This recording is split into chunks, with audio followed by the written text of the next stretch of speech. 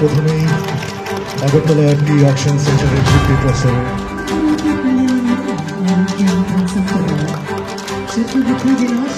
এখন অনেক কিছু চেঞ্জ হয়েছে। ত্রিপুরা সরকার চাইছে যে এই ইন্ডাস্ট্রিটাকে অবশ্যই বাঁচাতে হবে, এবং যেটা আমাদের মাননীয় মন্ত্রীজি বলার চেষ্টা করেছেন যে ভোকাল ফর লোকাল, আমাদের মাননীয় প্রধানমন্ত্রী যে সেলফ রিলায়েন্সের কথা বলছে।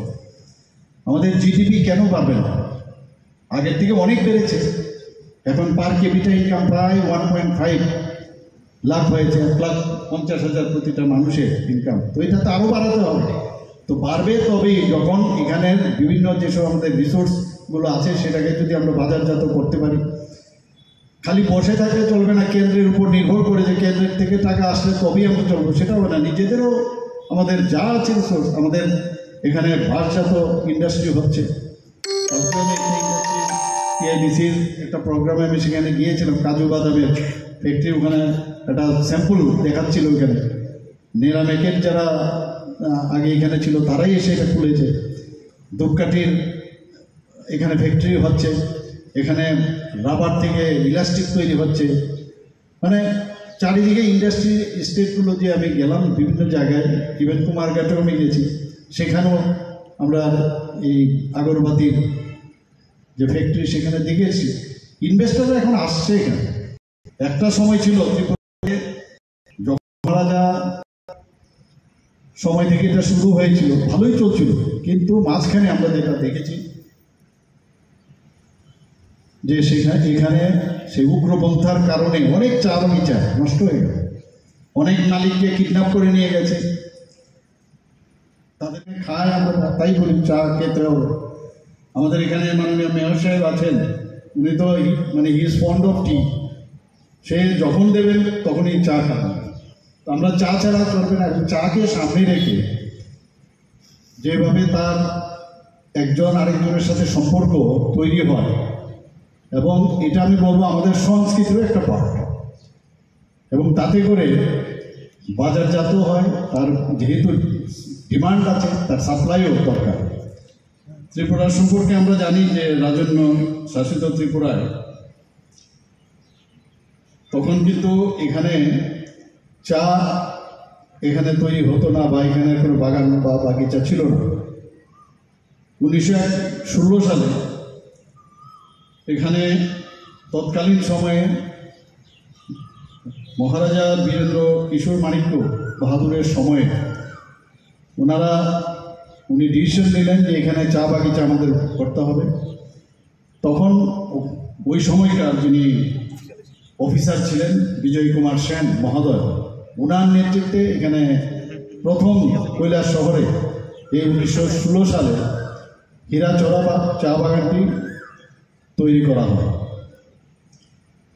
ত্রিপুরাতে এখন প্রায় 54টি বৃহৎ চা বাগানের আছে। এর মধ্যে তার যে টোটাল জমির পরিমাণ প্রায় 12,800 হেক্টর। এছাড়াও ছোট ছোট এখানে ক্ষুদ্র চা বাগানও আছে। এখানে কিরণ গিত্তেজি বলছেন, আমাদের সেক্রেটারি মহোদয়, যে আগে এখান থেকে চা বাইরে নিয়ে যেতে হতো, সেখানে গোডাউন, তাতে করে ট্রান্সপোর্ট কস্ট, সেখানে নিয়ে বিক্রি করা, তাছাড়া ম্যান পাওয়ার দেওয়া। প্রাক্তন চেয়ারম্যান যিনি ছিলেন সন্তোষ, উনিও প্রায়শই বিষয়ে আমাকে আমার গোচরে এনেছে, আগেও বলেছে।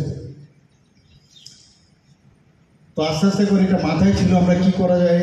দিল্লির সাথেও অনেকবার কথা হয়েছে কি করা যায় এটা নিয়ে।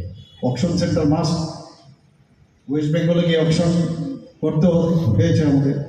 হঠাৎ করে খবর পেলাম সেখানে আমাদের ত্রিপুরার চা সবার কাছে মানে অ্যাকসেপ্টেন্স অনেক বেশি বেড়ে গেছে। তো তারও দামও অনেক বেশি পেয়েছে, কিন্তু দাম বাড়লে কী হবে, ওখানে বিক্রি করলে বেশি দাম পেলেও লাভ হবে না।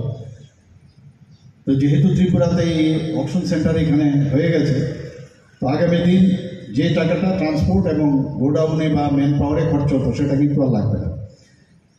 তো আমি অত্যন্ত খুশি যে এই ধরনের আজকে টি অকশন সেন্টার এখানে তৈরি হচ্ছে, এবং দেখুন বললেই হবে না, তার জন্য একটা চেষ্টা লাগে, চেষ্টার ফলপ্রসূ কিন্তু আজকে আমরা এখানে দেখতে পাচ্ছি। আজকে এখানে পশ্চিমবঙ্গ, আসাম, ত্রিপুরা পশ্চিমবঙ্গ, আসাম, তামিলনাড়ু এবং কেরালার পরে পঞ্চম যে স্থানাধিকারী সেটা হচ্ছে ত্রিপুরা। মানে চা কী পরিমাণে চা উৎপাদন করে এখানে বলা হয়েছে প্রায় 90 লক্ষ কেজি উৎপাদন হয় ত্রিপুরাতে।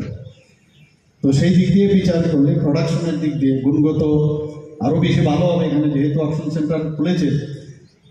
এবং যা সেক্রেটারি মহোদয় বললেন যে ডিফারেন্ট ক্যাটাগরি হবে, কোন জায়গার চা ভালো হবে সেখানকার জমির উর্বরতার উপর ডিপেন্ড করবে, ওখানে রৌদ্র কীরকম আছে, স্প্রিংটার আছে কিনা, জল দেওয়া হচ্ছে কিনা, ছায়া পড়ে কিনা, দুটো মিলে। হিলি এরিয়াতে এই ধরনের মানে বেশি